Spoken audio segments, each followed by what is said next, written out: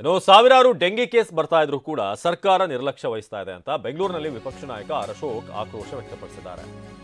ಸಾವಿರಾರು dengue case ಬರ್ತಾ ಇದೆ, ಆದರೆ ಸರ್ಕಾರ ಮಾತ್ರ ಗಾಢ ನಿದ್ರೆಯಲ್ಲಿದೆ.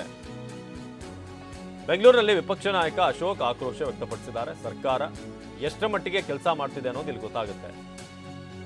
ಡೆಂಗಿ ನಿಯಂತ್ರಣ ಮಾಡಬೇಕಾದವರಿಗೇನೆ ಡೆಂಗಿ ಬಂದಿರೋ ಹಾಗಿದೆ ಅಂತ ಅಶೋಕ್ ಹೇಳಿದ್ದಾರೆ.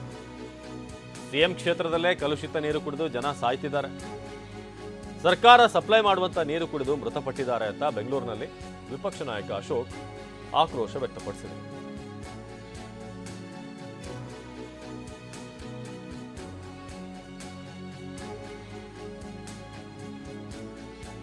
ಇದು ಡೆಂಗಿ ಕೇಸ್ ಸಂಬಂಧಪಟ್ಟ ಹಾಗೆ ಅಶೋಕ್ ಮಾತನಾಡಿರೋದು. ರಾಜ್ಯ ಸರ್ಕಾರ ಈ ಬಗ್ಗೆ ಕೂಡಲೇ ಮುನ್ನೆಚ್ಚರಿಕೆ ವಹಿಸಬೇಕು.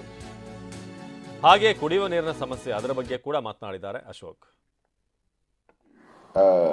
ಜ್ವರದ ಪ್ರಕರಣ ಸಾವಿರಾರು ಪ್ರಕರಣಗಳು ಬರ್ತಾ ಇದೆ.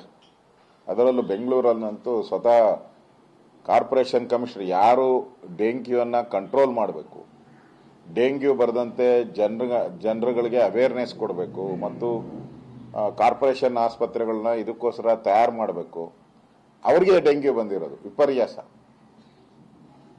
ಅಂದರೆ ಈ ಸರ್ಕಾರ ಎಷ್ಟು ಆಕ್ಟಿವ್ ಆಗಿ ಕೆಲಸ ಮಾಡ್ತಾ ಇದೆ ಅನ್ನೋದು ಇದರಿಂದ ಸ್ಪಷ್ಟವಾಗಿ ಅರ್ಥ ಆಗ್ತದೆ. ಇಡೀ